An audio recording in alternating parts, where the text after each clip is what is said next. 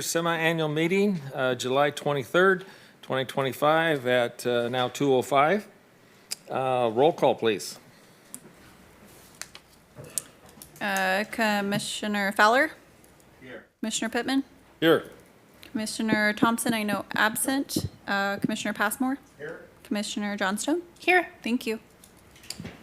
Advisory members.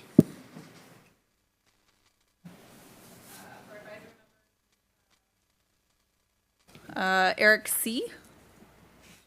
Not here. Andrew Baumbauer?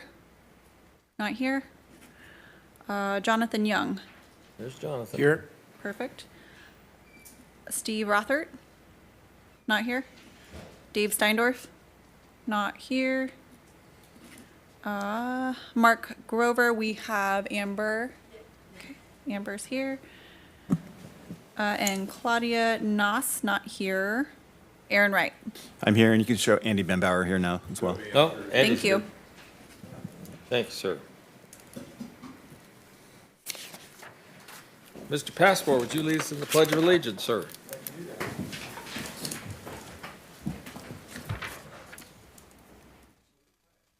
I pledge allegiance to the flag of the United States of America and to the republic for which it stands, one nation, under God, indivisible, with liberty and justice for all.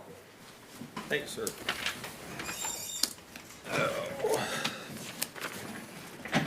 Next item of business, number one, is the committee will elect a chairperson and a vice chairperson for the 2025 calendar year. This item, of course, was moved from the January meeting, so we hadn't had representatives here. So recommendation, follow the procedures. Nominations? Correct. Okay, so the nomination will need to be for chairperson, somebody from Feather River Recreation Park District. And David, I'm not sure if your mic is on. Oh, it is. Okay. Yeah, okay. Sorry, I couldn't hear you. All right. So it would be for the 2025 term. Okay, well, I'll make a nomination of Kent Fowler for chairmanship. I'll second.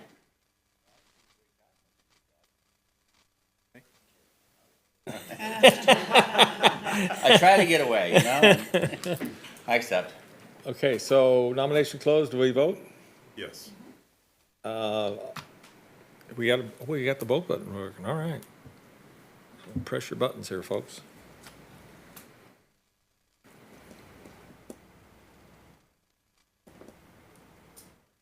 There he goes. Perfect. Motion passes 4 yeses, 1 absent. All right, so we now have nomination for vice chair? Is that correct? Correct. And that the vice chair can be from either the city or the park district. I'll nominate Greg Passmore. He's a newbie. And this is I'll second that. All third. all right. Call the roll, please.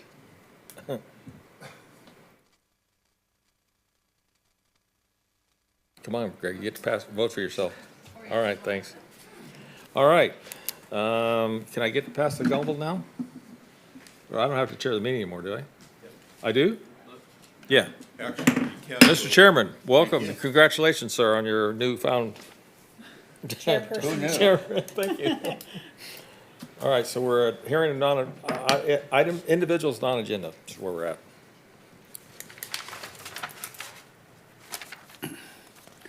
Okay, this is the time to address the committee about any item not listed on the agenda. If you wish to address the committee on an item listed on the agenda, please follow the directions listed above. Is there anybody who wants to speak on an item? I have no submitted comment card, sir. Okay. Okay. Steering committee advisory members and staff comments, any? Moving to presentations and updates. Item number 1, an informal page about the SBF is maintained and published on by the city of Oroville. The SBF funded administrator. Website will be presented by Bob Marciniak, contracted facilitator for the SBF. We're looking for a Okay, we have recommendation. Yes, we do have a short PowerPoint, be coming up in a minute.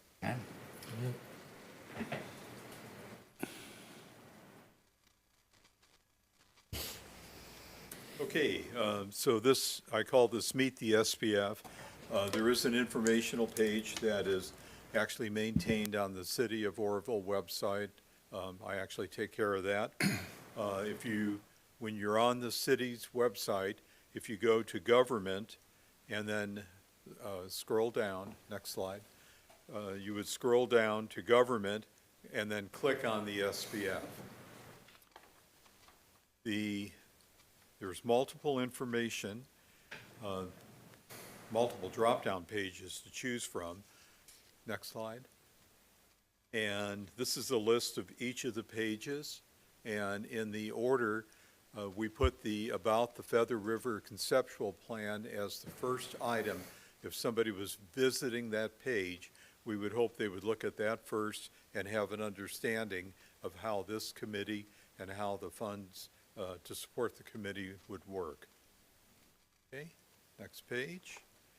So we can take just a minute and we're going to look at a couple of them.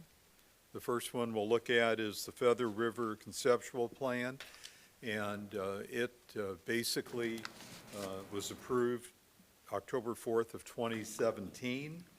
It's a vision for the future of the low-flow channel. And so on the next slide,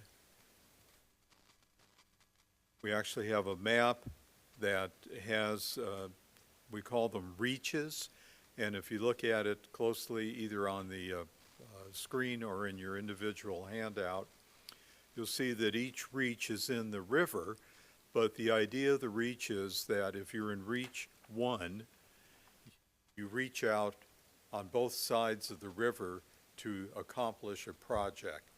And in the past, since we adopted the regional funds, or excuse me, since we adopted this particular item, we have identified a reach or reaches for people to apply for funds.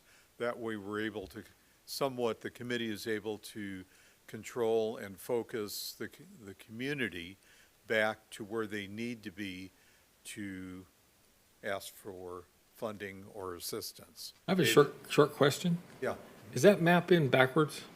I believe it is, yeah. I was sitting there going, wait a minute. So it's just like inverse, because I'm seeing the river in the wrong place. Yeah, okay. There was some reason, when we put this on the website, that we couldn't flip the map the other way. Okay. And I don't know if it's some mirrored So it issue, should be mirrored image Yeah. issue. that or- way. Inverted, yeah. Thermalita should be over on that side, Right. right? Okay. But when a person gets into the Feather River conceptual plan and they look at each reach 1 is very specific where it's at. Gotcha. It's not like the river, like the Mississippi River, created a new path and went running into a different direction. The river is still there. Okay, the next item that I just wanted to call your attention to briefly is the SBF Quick Reference Guide. Next slide. And this is multiple pages, and this is actually for committee members or anyone doing presentations to the public or at a public meeting. It's a good item to take with you because it puts everything in a succinct basis on about 4 pages, I believe. Yeah, 4 pages about the SBF.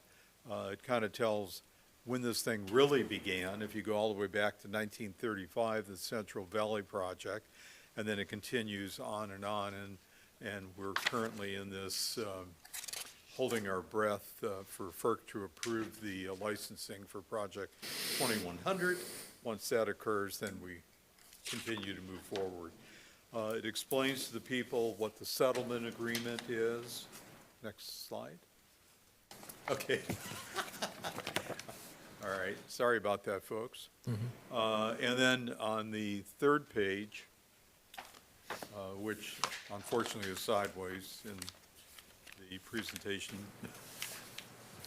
it lists how we've spent the first $11,270,000 and where the money went, how it was used, and the good purposes that it provided for the community. The last page talks about the steering committee, who the voting members are, the non-voting members, and this will be changed once we go back to quarterly. this is reflecting the semi-annual meetings. So, next final slide. My conclusion on this is keeping the SBF front and foremost in front of people so they understand it.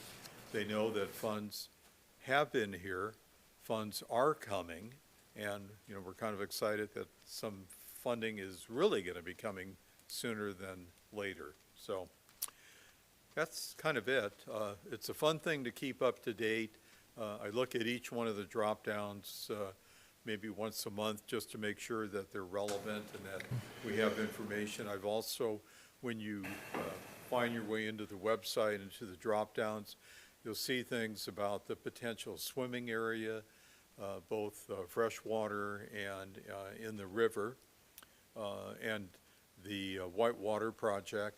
And I know that the City Council has been talking recently about projects and the fact that things need to kind of get moving again.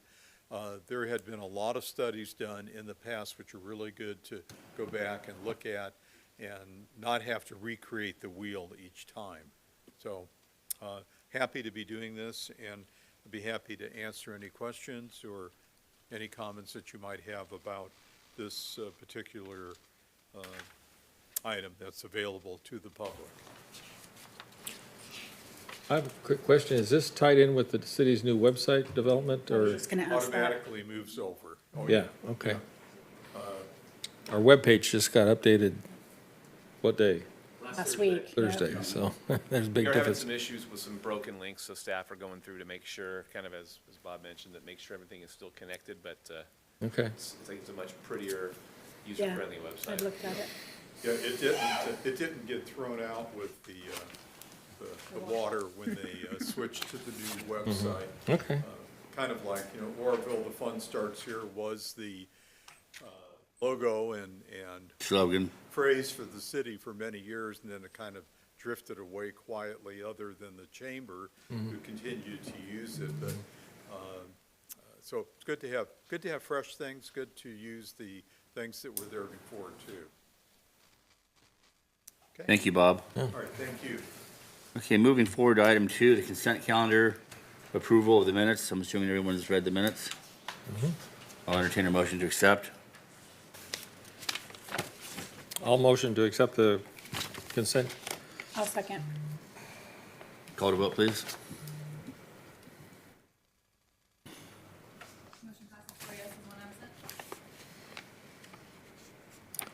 Okay, item number 3, semi-annual financial update. That's informational. The city actually acts as the bank for the SBF, and the items that are included in the, excuse me, this is the right page, page 27 of your packets, basically shows what the budget is, year-to-date actual, and what the variance is. We do have a fairly good-sized chunk of change in there, but it's committed to hopefully getting the Brad Freeman Trail missing link finished. Okay. Thank you, Bob. I'll motion to approve. I'll motion, okay, you motioned, I'll second. Yeah. Call to vote.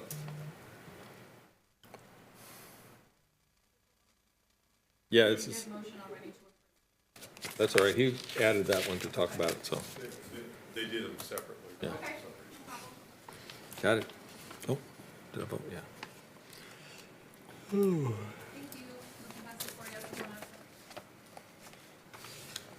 Okay, moving forward with regular business, item number 4. The Department of Water Resources, DWR, has agreed to provide interim funding to the Supplemental Benefit Fund pending final approval of the long-pending Federal Energy Regulatory Committee, FERC, for the licensing of the Oroville facilities, FERC project number 2100. I think, Brian, you're gonna give an update on that.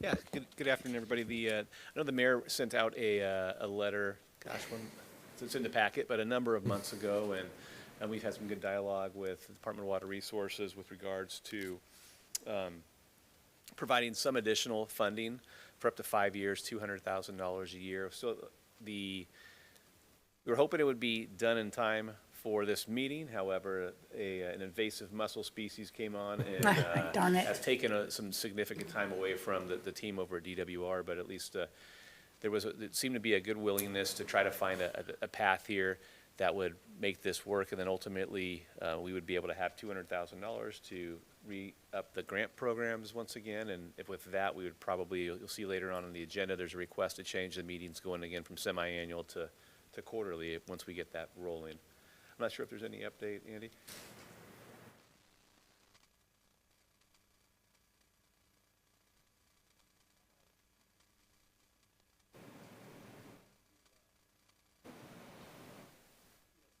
Thanks for offering that out for us. Those mussels kind of took us by storm, but we are working on. I actually met with our contract administrator today, and we're working on getting the contract through. As you're maybe well aware, it takes us a little while to get a contract out, approximately 6 months. So, and I know there's some other preambles that we're working on for this contract. And so we are, Eric and I are going to be getting back to you by the end of August on that. And in the meantime, I'm going to be working on the contract.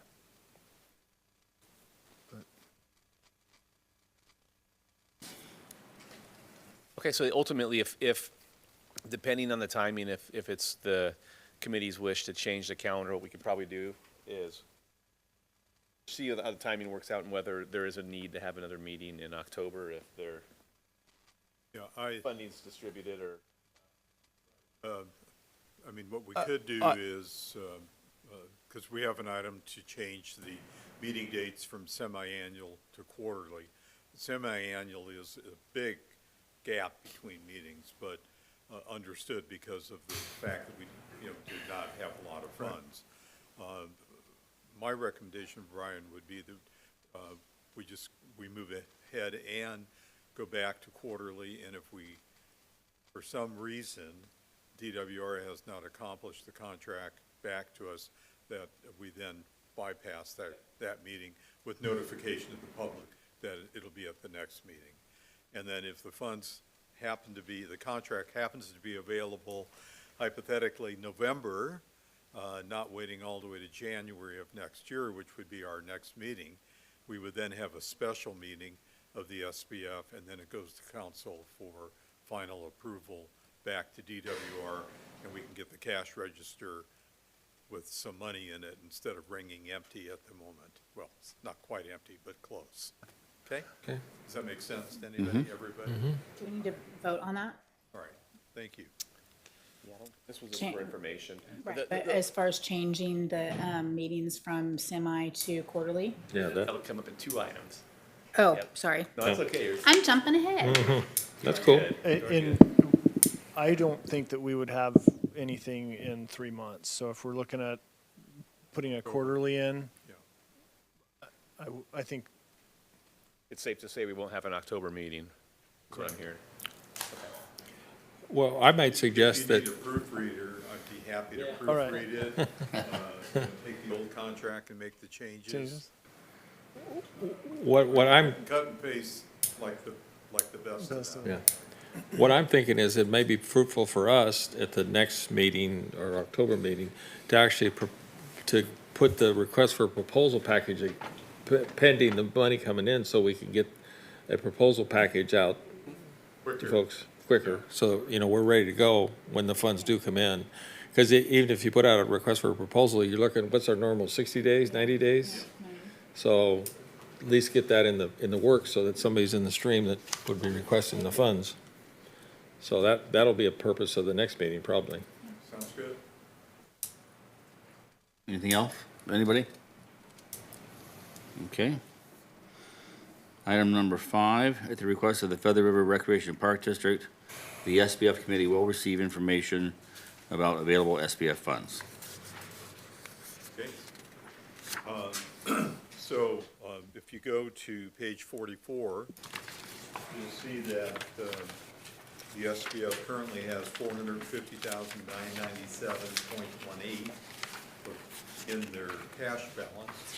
However, they have encumbrances and commitments that drop any available money down to $45,097.59. So the Park District had asked to put this item on, and then today Kent did drop off a request for some consideration, but we can't do that until the next meeting. So, but we do have $45,097.59, I'd like the change, available for the future. Okay. Pretty simple. Pretty simple. Questions on that? I don't know if it's available, but I'd like to be curious about any update on the trail, if there's any progress or any changes. Yeah. Yeah, Come on up. come on up. Thank you. Thank you, Brian.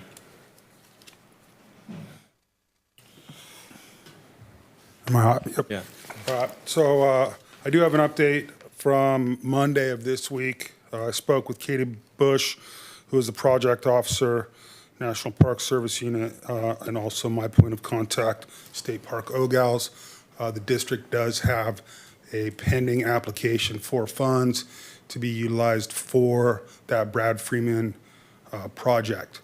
I think the last time I gave you an update was explaining that portions of the project moved through private lands and public lands. All easements have been submitted and accepted. The application is held up at this point because funding will not be released for the project, for the portion of the project that moves through the private lands. So we are looking right now at options.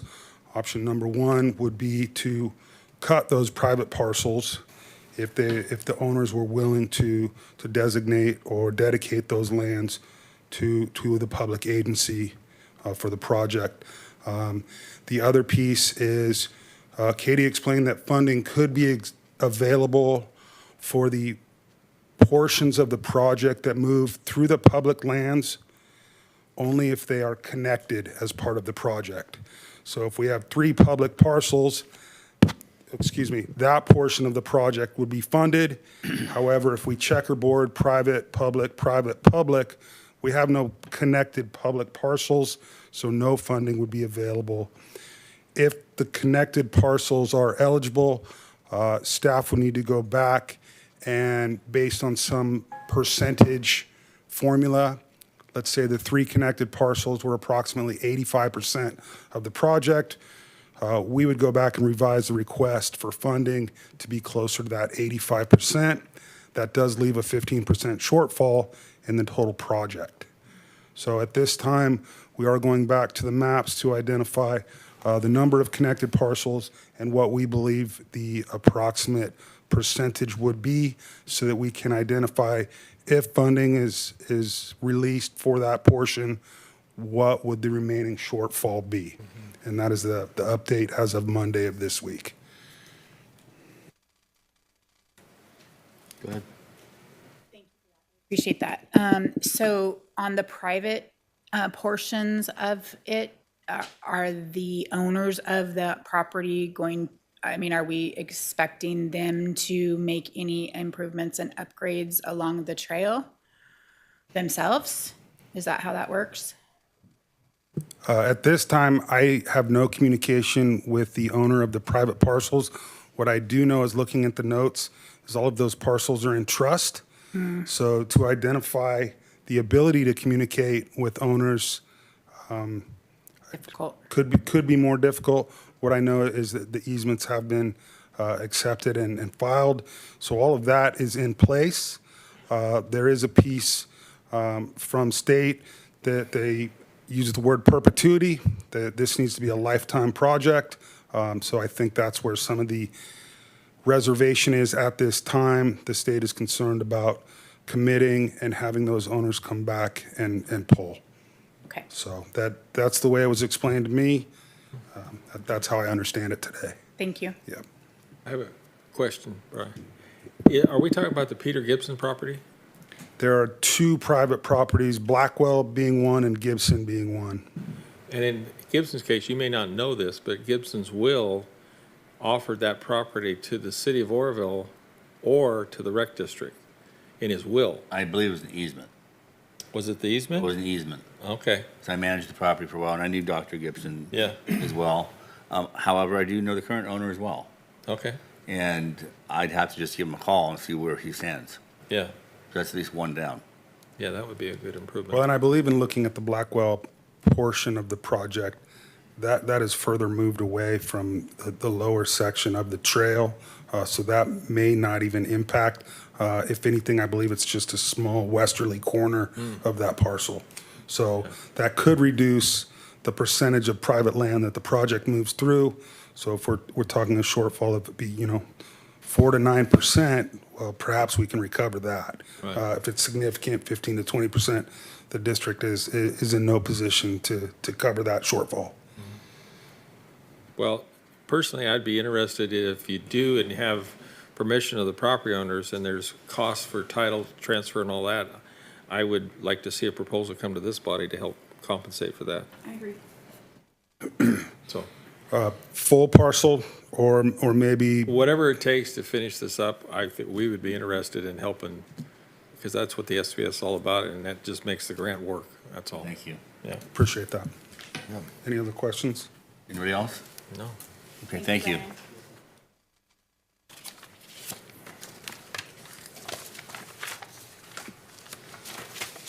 Okay, moving on to item number 6. The committee will consider amending the rules of governance to include a new directive to Resolution 06-01. Okay, 0601 is the initial resolution that established the committee and established the fact that the committee would have quarterly meetings, bearing in mind that the quarters don't match calendar quarters. It had to do with when the license was, the agreement was signed. So what staff is recommending is that we go back to quarterly, effective with the next meeting, which would be in October. Yeah.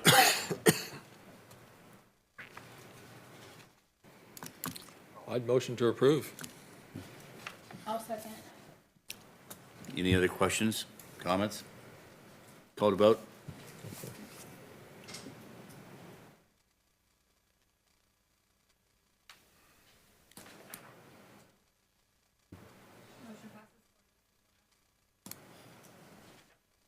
Okay, correspondence?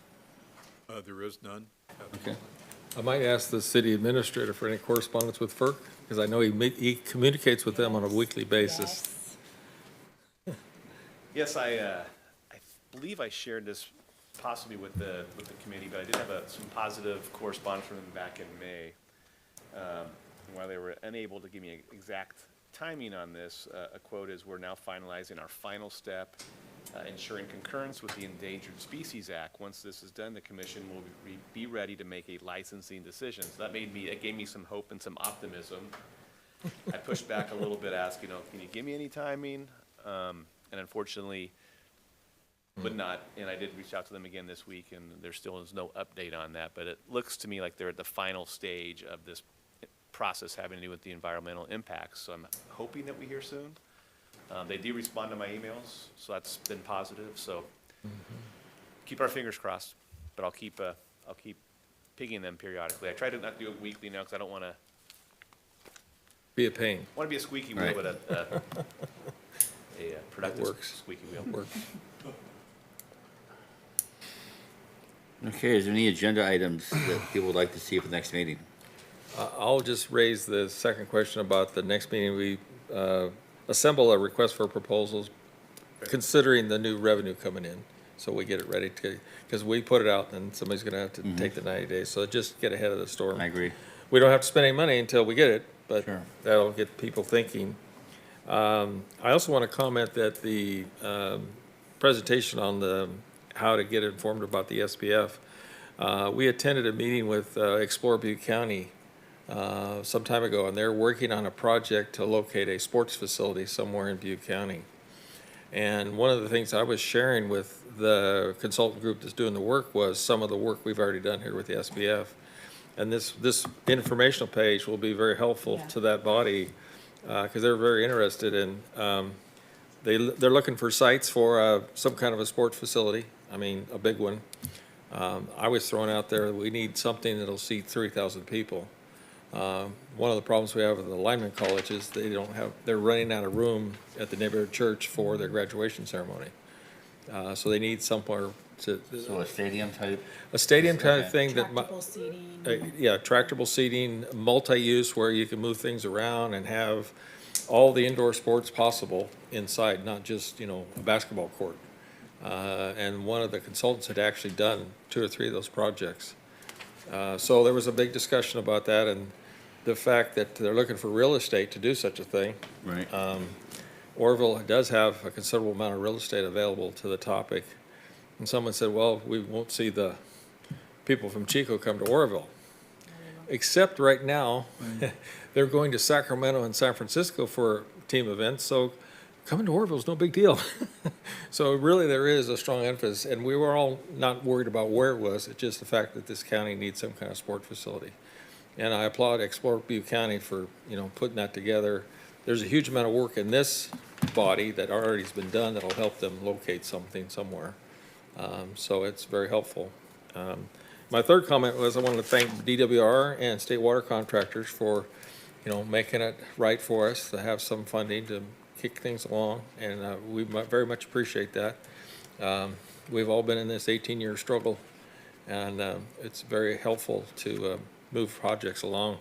This community is benefited already by many of the projects, and we look for more in the future. So send it back to your troops on the big side of things. We appreciate Carla and her words, and the folks at State Water Contractors. It was a big help, and your response was well received. That's all I got. Anything else from anybody? I was just going to maybe mention the SBF informational site. Is that in any way connected with the Park District via link on either side? Well, no. In fact, I have to think about if the city has a link to the Park District, but the Park District, I believe, has a link back to the SBF information. Okay. I'll certainly add that on there. Yeah, it should be added. That's a good idea. Yeah, okay, thank you. Okay, if there's nothing else, we'll go ahead and adjourn at 2:37. Thank you. October 22nd. October 22nd. Cool.